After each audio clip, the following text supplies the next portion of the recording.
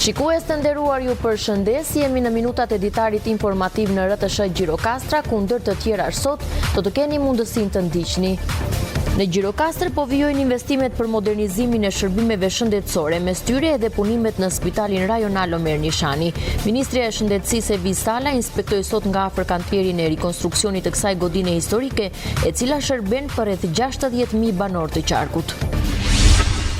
Gjirokastra ka përkujtuar sot 113 vjetorin e pavarësisë. Në këtë 4 dhjetor, flamuri kombëtar u ngrit në mënyrë simbolike në kalan e qytetit. Ceremonia rikujtoi kontributin e adetarit Hasan Xhiku dhe patriotëve gjirokastrit në procesin e pavarësisë. Kjo ditë mbetet një moment i rëndësishëm reflektimi për historinë dhe identitetin kombëtar. Shirat e pazakon që goditën Bashkitë e Jugut lanë pas dëme të mëdha, megjithse pjesa më e madhe e tyre tashmë është adresuar. Nën prefekti i Sarandës, Kristaq Kiço, thotë se mbeten vetëm pak akse rrugore që kërkojnë ndërhyrje dhe se prioriteti është vlerësimi i dëmeve ekonomike nga grupet e punës.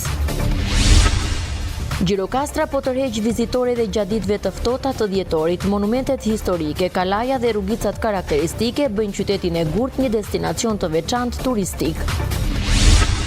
Ju njohim tani më gjërësisht. Në Gjirokastër po vijojnë investimet për modernizimin e shërbimeve shëndetësore, mes tyre dhe punimet në Spitalin Rajonal Omer Nishani.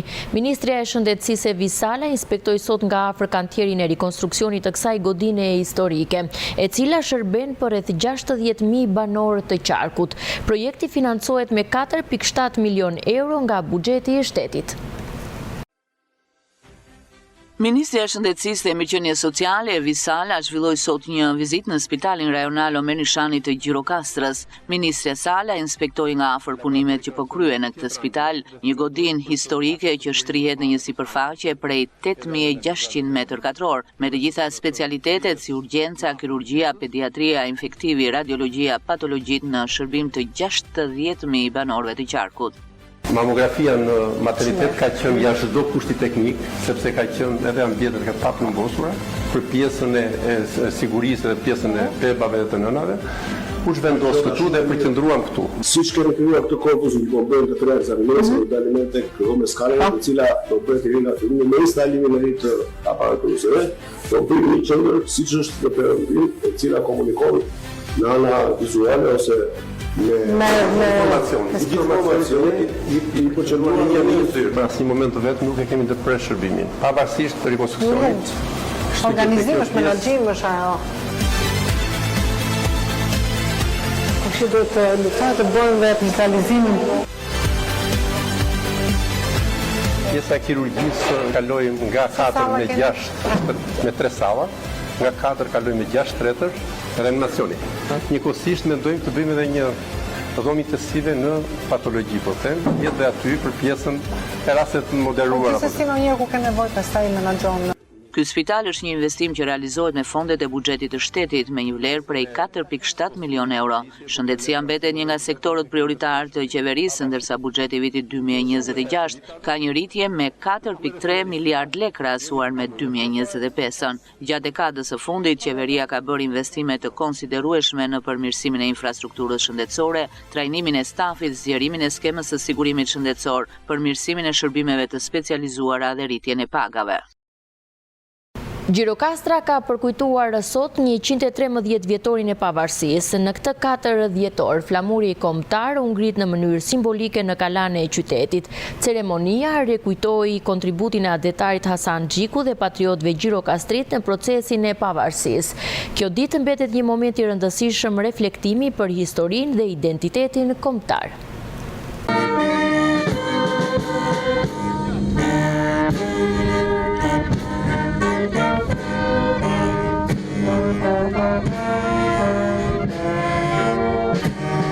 U përkujtua sot 113 vjetori i ngritjes së flamurit kombëtar në kalan e Gjirokastrës, ku me këtë rast u mbajt edhe ceremonia përkatëse në praninë e përfaqësuesve të pushtetit vendor, familjarëve dhe veteranëve të luftës, të cilët përcollën nderimet e tyre në këtë ditë të shënuar. Për të respektuar dhe vlerësuar një nga ngjarjet më të rëndësishme historike të qytetit Gjirokastrës. Në fakt, vetdia kombëtare është ta njohësh historinë. Detyrimi gjithë secilit nga ne ta përcjellim atë. Ndaj unë me shumë mirënjohje falenderoj gjithë mësuesit dhe ftoj nxënësit të jenë pjesë e jona këtu. Dhe uroj me shpirt që atë flamur ta mbani lart me dinjitet dhe krenari. Ngritja e flamurit në Gjirokastër nuk ishte thjesht një akt simbolik, por ishte zëri i qytetarëve, të cilët me shumë dëshirë ju bashkuan Shqipërisë së sapo shpallur të pavarur. Ne nderojmë sot të gjitha ata burra dhe gra që i dhanë emrin e tyre, zërin e tyre, që ndruan përballë historisë dhe shkruan atë. Gëzuar festën e flamurit Gjirokastra jon, qofshim për herë të denjë të mbartim ato vlera që përcjell flamuri, dinjitetin, krenarin dhe lirin. Në vijim u vendosën buqeta me lule në bustin e patriotit Hasan Xhiku, i cili ngriti flamurin kuqezi në qytetin e Gurt më 4 dhjetor të vitit 1912. Sot në 113 vjetorin e ngritjes së flamurit të pavarësisë në Kalan Argjiros, historiani shoqëri Hysi kërkon respektimin e 4 patriotëve gjirokastrit që ju dedikuan këtij momenti historik. Hasan Xhiku, Idris Guri, Thoma Papapano e Zenebia Alite të zënë vend me shtatoret e tyre aty ku truan flamurin kuqeziu shprender të tjera Hysi. 4 dhjetori shënoi edhe ngritjen e flamurit në Gjirokastër 113 vite më parë. Në këtë përvjetor, historiani shoqëri Hysi i hedh dritë mbi figurat që u morën me organizimin e kësaj ceremonie, e cila në qytetin e Gurt u krye pothuajse një javë më vonë se shpallja e pavarësisë në Vlorë. Nuk haron profesori Hysi në këtë ditë të drejtohet autoriteteve përkatëse për ngritjen e monumenteve të tyre, jo vetëm si një shenjë nderimi për ta, por edhe në respekt të historisë. Profesor, cilat ishin rrethanat historike në cilat ndodhej Gjirokastra në prag të shpalljes së pavarësisë? Gjirokastra, sikurse edhe trojet shqiptare, pas korrikut të vitit 1908, pas shpalljes së hyrjetit ose kushtetutës, kishte marrë një frymëmarrje të re dhe kishte përcaktuar një drejtim të qartë politik, që ishte themelimi i klubeve adhetare kulturore dhe puna për gjuhën amtare, qelja e shkollës shqipe. Në Tepelen, dita e ngritjes së flamurit daton më 3 dhjetor, ndërsa për Përmetin, ceremonia u zhvillua në datë 8. Në fund të këtij ditari informativ lajmesh do të keni mundësinë të ndiqni të plot intervistën e profesor Hysit. Ne do të vijojmë ndërkohë me të tjera informacione. Shirat e pazakon që goditën Bashkitë e Jugut lanë pas dëme të mëdha. Megjithse pjesa më e madhe e tyre tashmë është adresuar nën prefekti i Sarandës, Kristaq Kiço, thotë se mbeten vetëm pak akse rrugore që kërkojnë ndërhyrje dhe se prioritet është vlerësimi i dëmeve ekonomike nga grupet e punës. Kiço nënvizon nevojën për riorganizim të shërbimit emergjencave civile për të përballuar më mirë situatat të ngjashme në të ardhmen. Rreshjet e pandodhura më parë, sidomos në territorin e bashkive më jugore të vendit, duket se tashmë e kanë mbyllur ciklin, por prapa lanë dëme të jashtëzakonshme. Në pjesën më të madhe të tyre, ato janë eliminuar dhe mbeten pak akse rrugore që kërkojnë ende punë reabilituese, thot nën prefekti Sarandës, Kristaq Kiço. Në pjesën më të madhe të tyre janë riparuar. Rruga në drejtim të këtyre 3 fshatrave është vendosur në funksion me përjashtim të problematikave të vogla të rënies së burrave në rrugë, të cilat janë të përballueshme. Po punohet në fakt edhe për rivendosje në punë të atyre akseve të brendshme në lagjet Llak dhe Papuçi. Dhe njëkohësisht po punohet edhe në zonat e tjera të ish komunës së Vergojit, në Bajkaj dhe në Kopaqës, që po punohet për të rivendosur në punë furnizimin me ujë. Problematikë është edhe rruga Fushvëri në drejtim të Tazatit, ka vështirësi në kalime, por me pak vështirësi janë të kalueshme për momentin. Kiço thot se përparësi tani është veprimi grupeve të punës të ngarkuara për të vlerësuar dëmet ekonomike. Ai shpjegon se ky është një proces që fillon me plotësimin e kërkesës nga banorë dhe subjekte të prekura, si nga zjarret edhe nga përmbytjet. Punojmë për rikonceptimin e funksionimit të emergjencave civile në Shqipëri, duke parë edhe rëndësinë që ka kjo strukturë tashmë tani, që duhet të plotësohet dhe duhet të ketë një programim të qartë se si duhet të parandalojmë këto lloj fenomenesh. Duhet marrë masa të mëparshme, qoftë edhe për mbrojtje nga zjarri, që është tejet e domosdoshme, por edhe nga përmbytjet. Duhet kemi një organizëm, strukturë të ngritur dhe besoj që miratimi edhe ngritja e qendrës së emergjencave civile në kranet të Bashkisë së Finikit për të mbuluar të 4 bashkitë e jugut me gjithë infrastrukturën e nevojshme dhe që është një investim prej 4 milion euro, do të ndihmoj, kuptohet në përgatitjen edhe të njerëzve, por edhe me infrastrukturën e domosdoshme. Natyra e bëri të vetëm, por në një kuptim kjo është një akmarrje natyrës për urbanizimin pa kriter, pa respektuar ligjin e shkruar dhe ligjet e natyrës si gjatë tranzicionit të gjatë, thot nënprefekti Sarandës.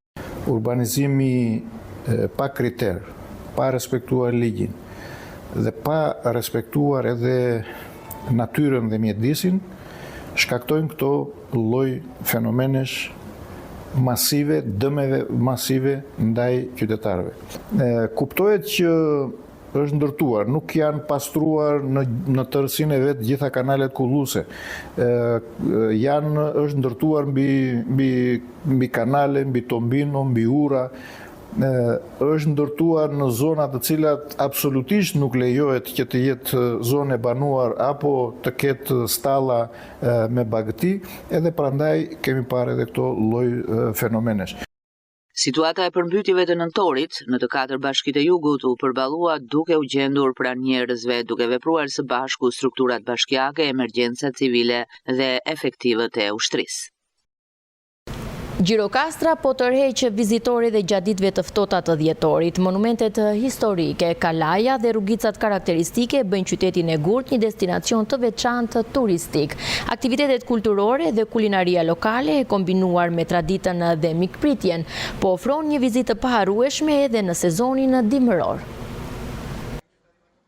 Gjirokastra po vjon të tërheq turist edhe gjatë ditëve të ftohta të dhjetorit. Vizitor vendas dhe të huaj shëtisin në rrugicat karakteristike të qytetit të Gurt dhe ngjiten drejt kalas, monumentit më të vizituar të zonës. Për shumë prej tyre është hera e parë që zbulojnë historinë, arkitekturën dhe atmosferën unike që ofron qyteti i Gurt. Vamos 5 días. Na pëlqeu shumë Gjirokastra, ushqimi tradicional, arkitektura, çdo gjë është shumë e shijshme dhe autentike. Restorantet ofrojnë specialitete tipike që të bëjnë të ndjesh nga afër kulturën shqiptare. Gjithashtu njerëzit janë shumë mikpritës dhe të gatshëm për të ndihmuar. Gjirokastra është një destinacion shumë i veçantë, kombinuar historinë, kulturën dhe bukurinë natyrore në një mënyrë perfekte. Vizita në Kala ishte një nga momentet më të bukura të udhëtimit ton dhe patjetër që do ta rekomandoj këtë qytet për çdo turist që të vi ta vizitojë Shqipërinë. Ata vlerësojnë gjithashtu kuzhinën tradicionale, suvenirët artizanal dhe aktivitetet kulturore që gjallërojnë qytetin edhe përgjatë sezonit dimëror. Është herë e parë që vizitoj Gjirokastrën dhe jam shumë e impresionuar. Qyteti ka një arkitekturë unike, rrugica të bukura dhe një histori që ndihet kudo. Kalaja është mbreslënse dhe pamja prej saj është e mrekullueshme. Gjirokastra vazhdon të mbetet një destinacion i preferuar për vizitorët gjatë gjithë vitit, duke dëshmuar se turizmi nuk është më vetëm sezonal, por një vlerë e përhershme e qytetit të Gurt që të ofron histori, kulturë dhe përvoja unike për çdo turist. Nëpërmjet po përjetohet një ringjallje veshjeve tradicionale shqiptare me rritje të dukshme të kërkesës nga vendas, emigrantë dhe turist. Artizania Anila Koto ka qepur rreth 60 kostume të reja, duke përfshirë ato të jugut dhe veriut të vendit. Kostumet popullore janë simbol i identitetit kulturor dhe përkujdesja për detajet të ruhet brez pas brezi. Veshjet tradicionale po marrin gjithnjë më shumë vëmendje në zonën e Përmetit. Artizania Anila Koto tregon se është rritur jo vetëm kërkesa për kostume karakteristike të jugut, por edhe për ato të zonave të veriut. Ajo është angazhuar në qepjen e 60 veshjeve të reja tradicionale. Si pritshmërit edhe kërkesa ishte vërtet shumë e lartë. U munduam që të plotësonim kërkesat e programit të fëmijëve dhe për këtë ne kaluam dhe në zonat e tjera, përveç zonës sonë, kaluam nga zona e Veriut, nga zona e Qendrës në Shqipërinë e Mesme, sepse për t'ua bërë sa më të bukura festat, sepse lashmishmëria është dihet më e mirë. Përveç veshjeve që kemi pasur gjatë viteve, vetëm këtë muaj unë kam bërë rreth 60 veshje të reja, siç thash futëm zonat e Veriut dhe të Shqipërisë së Mesme. Tani unë ja kam marrë dorën zonës sonë dhe mund të them që më duket e lehtë.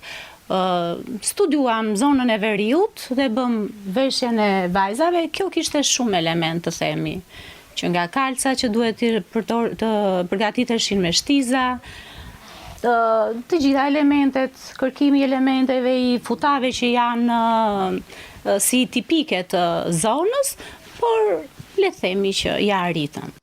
Në gëzime familjare, aktivitete kulturore, por edhe emigrantët dhe të huajt duan të veshin këto kostume, qoftë edhe vetëm për një fotografi.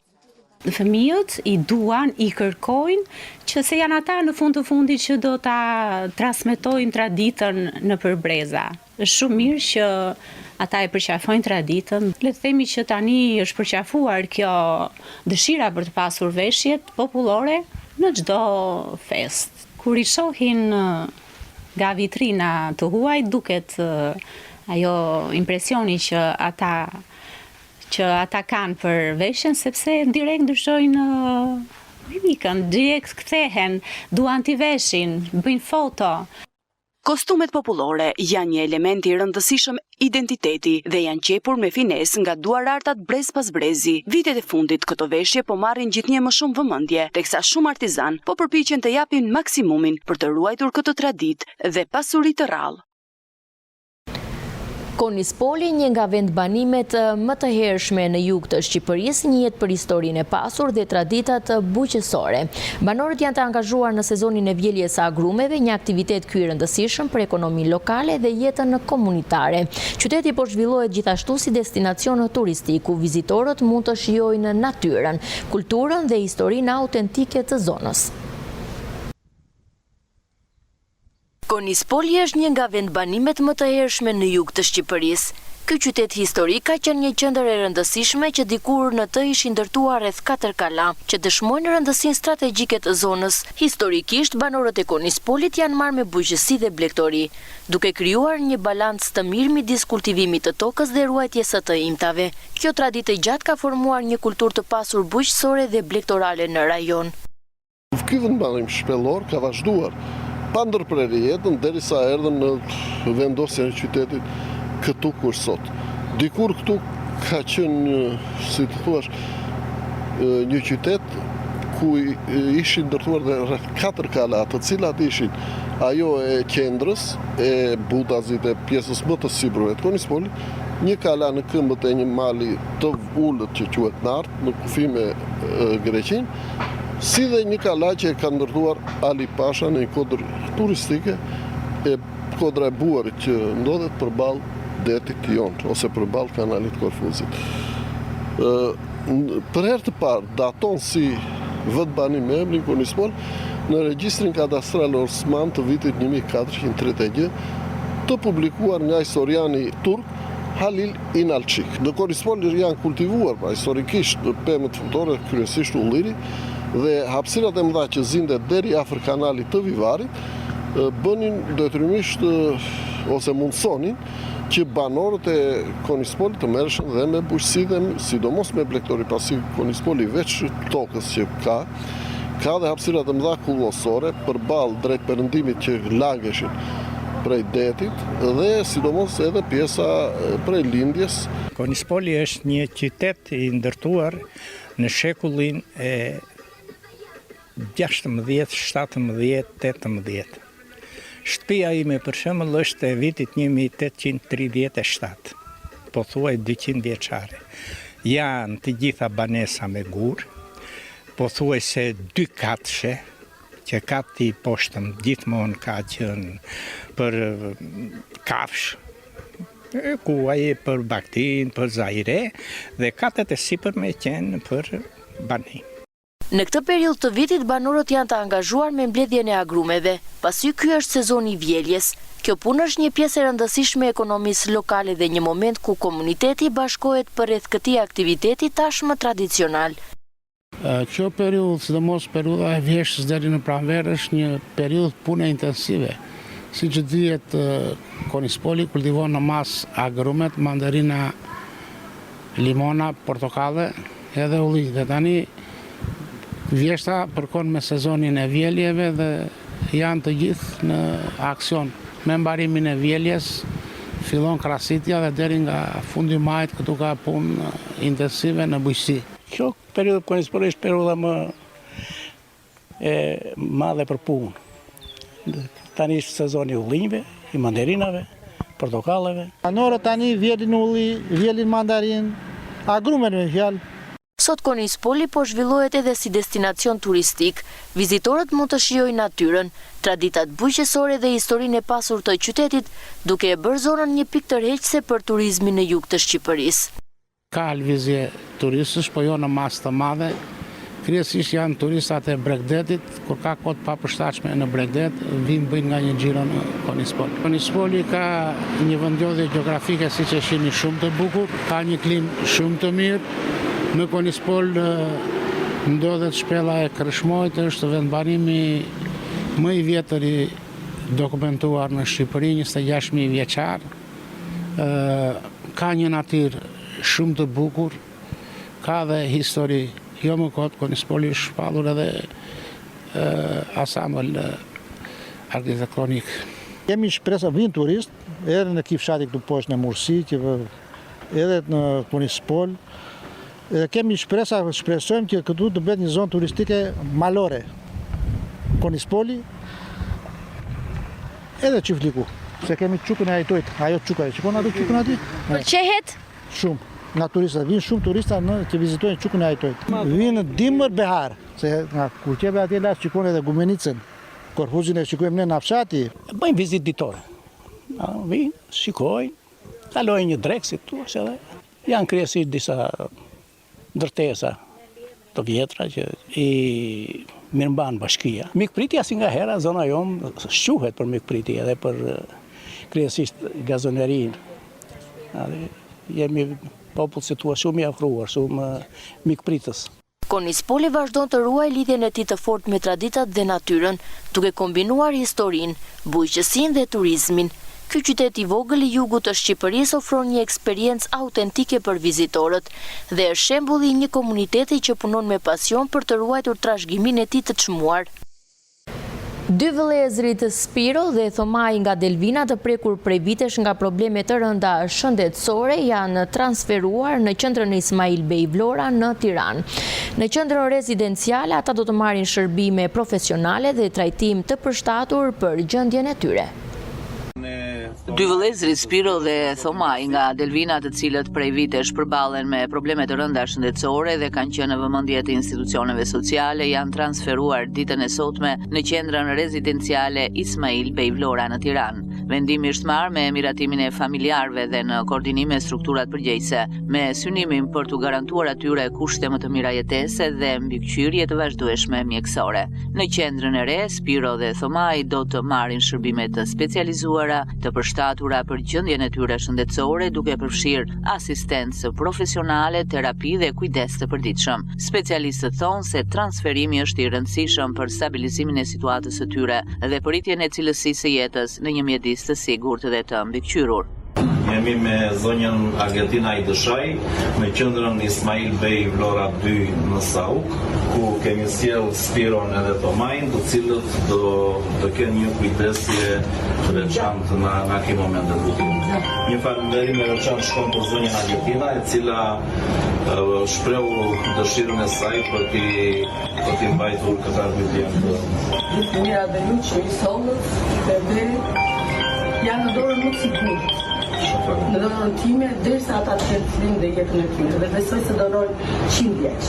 Pra nesh, pra zonjë Sina, e cila u bëshkas, në momentin e parë ma dërgoi mua, unë i tash urgjent do të vinë këtu, kemi bërë gjithë përgatitjet dhe do jetojnë të lumtur këtu me ne. Ky transferim konsiderohet një zgjidhje e duhur për të siguruar përkujdesje maksimale dhe trajnim profesional që dy vëllezërit e meritojnë. Ishim në minutat e editarit informativ në RTS Gjirokastra. Unë ju falenderoj për vëmendjen, ju uroj shikim të këndshëm të programeve tona në vijim. Bashkë mirupafshim.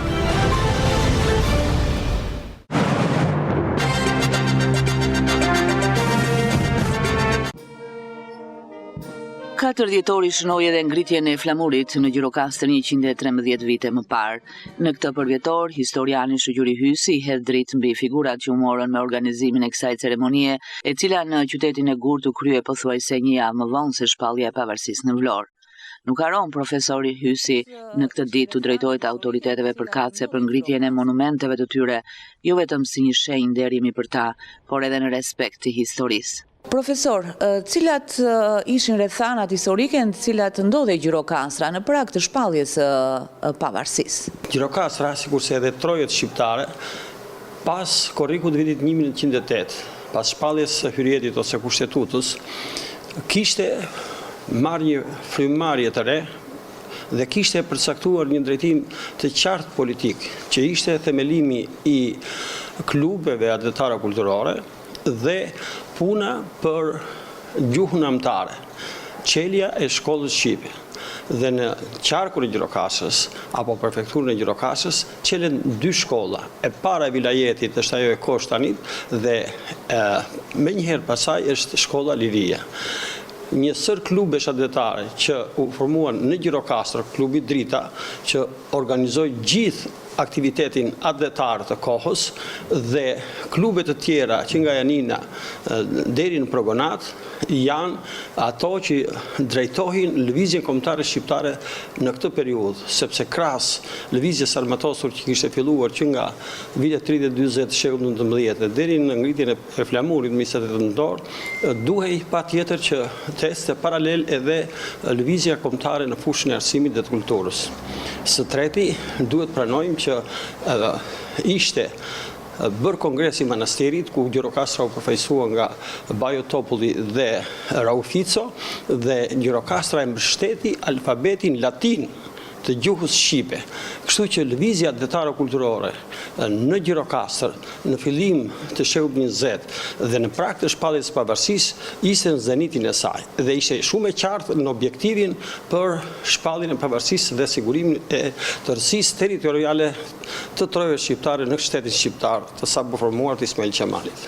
Mes firmëtarëve të pavarësisë, sigurisht që pati edhe përfaqësues nga Gjirokastra, kë mund të përmendim sot? Janë firmëtarë të gjithë ata që morën pjesë në kuvendin e Vlorës, 28 nëntor deri në 7 dhjetor të vitit 1912, dhe janë firmëtarë të aktit pavarësisë, ata që firmosën dhe u ndodhën ditën e parë në kuvendin e pavarësisë. Nga Gjirokastra, në ditën e parë figurojnë 3 persona. Është Aziz Bej Efendiu apo Gjeko, është Elmas Efendiu apo Boce, dhe është Veli Harxhi ose Veli Efendiu. Por, firmëtar në kuvendin e Vlorës, deri në datën 4, dalin edhe disa emra tjerë, siç është Jani Papadopoli, Petro Poga, Hysen Hoxha, Kristo Meksi, Aristid Ruçi, Myfyt Bej Libohova. Këta persona kanë qenë pjesëtar në kuvendin e pavarësisë 28 deri në 4 dhjetor nga Gjirokastra në ditën e ngritjes së flamurit në Gjirokastër. Me telegram nga Gjirokastra në datën 3 njihen delegat të Gjirokastrës edhe figura tjera. 2 prej lundxhjotëve, siç është rasti i Kristo Meksit dhe i Polo Meksit, që kishin marrë pjesë në lëvizjen kombëtare shqiptare të kohës, që në atë kohë lundxhuria, një pjesë e lundxhurisë ishte me Tepelenën, sigurisht edhe zaguria Aristid Ruçit, janë përfaqësues të Tepelenës, por gjithsesi ata janë gjirokastrit. Ka dhe adetar të tjerë, siç është që marrin pjesë aty, siç është Ajet Bejli Bohova, por që nuk ka kontributin, nuk është në kuvend sepse është me fyt Bejli Bohova. Është Jaber Rushiti që është aty, por mbi të gjitha ne nuk kemi përmendur një person i cili ka luajtur një rol kyç në shpalljen e pavarësisë dhe në shoqërimin e Ismail Qemalit. Ky është Qazim Kurti. Qazim Kurti ishte gjirokastrit që shoqëroi nga Stambolli në Bukuresht, nga Bukureshti në Vjenë, nga Vjena në Trieste dhe nga Trieste në Durrës dhe nga Durrësi në Vlorë, gjithë ekipin që punoi me Ismail Qemalin në krye që punoi për të shpallur pavarësinë e Shqipërisë. Së dyti ne kemi harruar gjirokastritit që ishin prezent në Vlorë, siç është Qanijaho dhe Sabri Kallajxhi, të cilët kanë dhënë një kontribut të jashtëzakonshëm në organizimin e shpalljes së pavarësisë dhe në mbrojtjen e qeverisë së Ismail Qemalit. Kështu që duhet i përmendim të gjithë këta me rastin e këtij përvjetori të shpalljes së pavarësisë. Pse flamuri u çua në Gjirokastër pothuajse një javë pas shpalljes së pavarësisë? Flamuri në Gjirokastër është ngritur në mbasditën e datës 29 nëntor 1912 në balkonin e prefekturës. Por të nesërmen, ky flamur nuk gjendej atje. Thoma Papapano, Idris Guri dhe Hasan Xhiku ka lënë kujtimet e tyre. Dhe këto kujtime na thonë se u ngrit të tre në mënyrë të pavarur na japin të njëjtën datë, mbasditën e datës 29 nëntor. Por, me qenë se të nesmen ai nuk ishte aty, dhe ditë pas dite nuk ishte aty, shqetësimi i komunitetit gjirokastrit në Gjirokastër dhe jashtë Gjirokastrit që ishte jashtëzakonisht i madh. Por, më të shqetësuar gjën gjirokastritit që ishin në Vlorë, të cilët në datën 3, kur ekipi plotësohet edhe me elementet tjerë që vinë nga Gjirokastra dhe Baba Qenia ose Hysen Shehu me gjithë ekipin gjirokastrit, marrin një takim me Ismail Bej Vlorë. Dhe pas takimit me Ismail Qemalin, ata shtrojnë problemin edhe për Gjirokastra me anë telegrami, thonë, çfarë po prisni? Pse nuk e ngrini flamuri. Dhe këtu kishte adetar tjerë, siç ishte Hasan Xhiku, siç ishte Idris Guri, siç ishte Thoma Papapano, të cilët menjëherë organizuan po atë ditë veprimtari dhe ndan detyrat që të nesërmen të organizonin në kalan e qytetit një takim për ngritjen e flamurit. Dhe Idris Guri përgatiti shkopin me gdhëndjet e tij, sepse është një nga figurat emblematike të gdhëndjeve për atë periudhë. Thoma Papapano bleu copën bashkë me Idris Gurin dhe Zenejbie Alite që ndisi flamurin në duart e Hasan Xhikut dhe të Idris Gurit dhe Thoma Papapanos. Ky flamur u ngrit në 4 dhjetor në kalan e qytetit.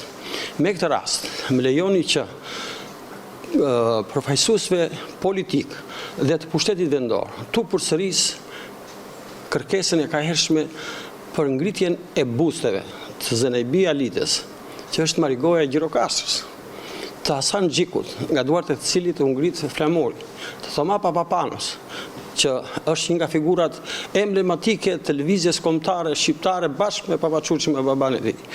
Dhe të Idris Gurit, të këtyre 3 burrave dhe 4 personave, 3 burrave zonjës Alite, të cilët nuk nderojen ata me veprën dhe punën e tyre, po nderojemi ne të nderojmë këta përfaqësues të lëvizjes sonë kombëtare, sepse sikur se thot një filozof i shquar i shekullit ton, nuk ka rëndësi çfarë veprimtarie kemi bërë ne, por ka rëndësi çfarë feedbacku marrim ne në këtë veprimtari. Pra, ne duhet të respektojmë të shkuarën, të vlerësojmë tashmen dhe të planifikojmë të ardhmen. Dhe ky sediment është i flamurit, çështja e flamurit është shtruar në 4 dhjetor nga duart dhe mendja dhe veprimtaria e këtyre 4 personave dhe popullit që i ka mbështetur ata.